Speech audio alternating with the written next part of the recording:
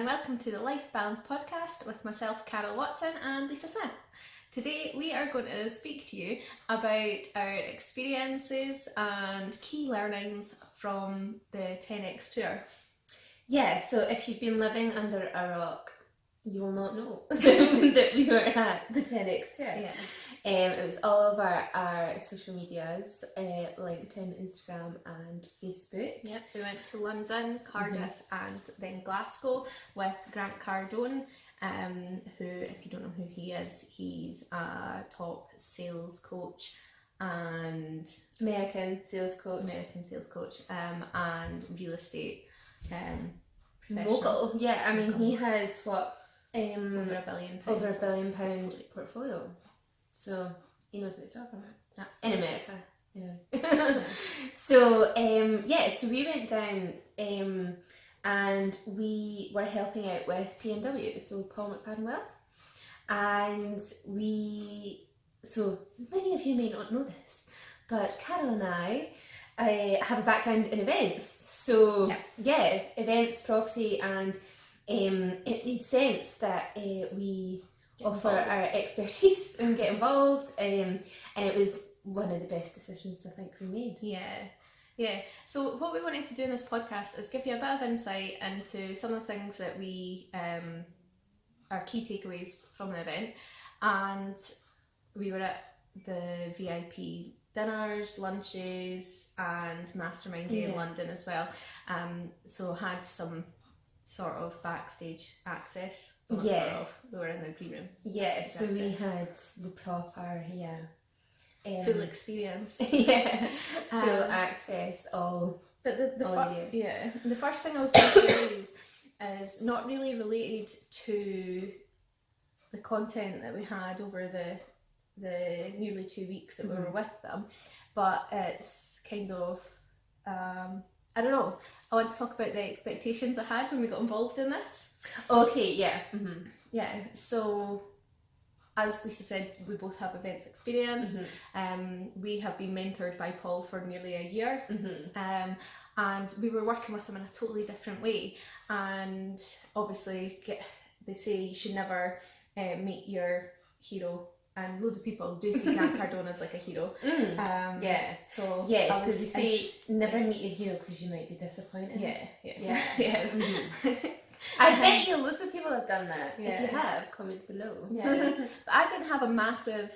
I read the 10X show, but I didn't have a massive exposure to Grant Cardone prior to this. And as I said, we'd worked a lot with Paul in the last year, mainly on a mentor-mentee basis, and we were getting taken in-house to work with his team, find out what they work like, and I think see a different side of Paul. And I was a bit nervous because I was like, oh, I don't know how this is going to go. We're getting to see the real Paul McFadden, and honestly, will we still like him? Who knows? But I've got so much respect for Paul and Billy and their whole team. They are an amazing company. And Billy put in a post on Facebook recently about how it's like a little family, and it's so true. They're absolutely amazing. The way they work together and the way that Paul and Billy deal with their staff and treat their staff is fantastic. Yeah, definitely. And obviously a lot of people who have been through Protégé and things will know Sean McIntyre and Richard Swan, and I think Richard Swan's adopting us. They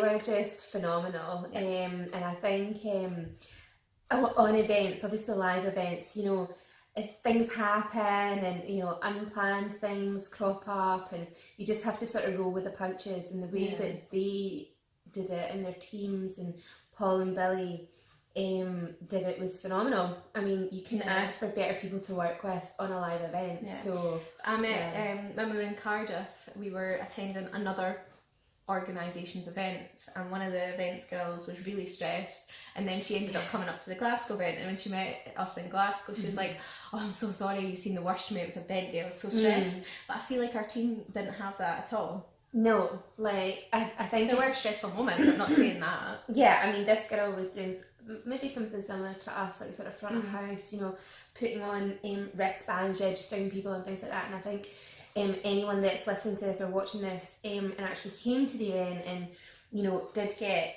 registered by us, you know, I definitely think you would comment and say that we were delightful, we were welcoming, and, you know, professional and things like that. And if things were going on behind the scenes, certainly no one would know. Yeah. So, and this girl was a bit flustered. Yeah. Yeah. I guess we've been there, I'm sure, in the past life. Yeah, so let's move on to our key takeaways from the whole event. Yeah, okay, so the first one I think that I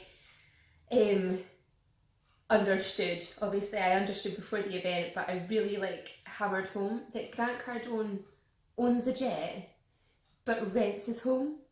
Now in the UK we're like, oh my god, what is this concept? Yeah. You don't own your own home. Culturally, if you don't own a home in Britain, it's like, we were talking about this last night at a networking event in Dunfermline, and it's like, oh, you're still renting? Oh. Yeah, it's almost like, are you still sort of living like a student? Yeah. Sort of thing. And but they don't see it in the US especially. Mainly in Europe's the same. Mm-hmm. Yeah. There's there are places that you can't even buy a home because it's the older families that own everything. Yeah, there's streets like that in London. Yeah. So and I think if you've been the longest, you own it all. Yeah. And if you're a Rothschild, you'll fine. Yeah. And I think we are taught from a very young age, you know, go to school, get good grades, go to university, graduate, get a good job, get a mortgage, pay that mortgage off in the same job that you've always worked in, and then die. And that's a plan for your death, and then die. Yeah. But you have to pay into your pension that you're gonna, you know, one day perhaps, who knows, use, and it's this sort of culture that if you don't own your own home, it's a sort of status thing, or it's very strange. Yeah. But Grant sort of taught everyone that was there that you should be renting. So you had to be warned that the Brits would not take this answer to things. Yeah. So Mark Wright was comparing, and he was introducing Grant. Mark Wright, apprentice owner, not the guy of Essex. Yeah. Mark Wright was introducing him things like that, and he was like, you know, Grant's got crazy views, the UK, you know, might not take this very well. And he just comes in and says it straight and says what are you? So basically his thinking about it is, how much do you have to put aside for a deposit? Stamp duty, fees, well, you have to pay fees anyway, but upkeep, everything like that, to throw into one property where else you could rent, have the freedom to move whenever you needed to, and put that chunk of money into numerous rentals and have that as an income, income producing assets. So what did you think about it?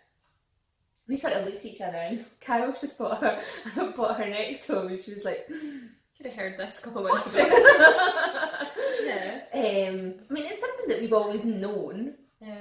Culturally, you know, it does have. I think there's a level of the value of property where it makes sense to rent instead of buy.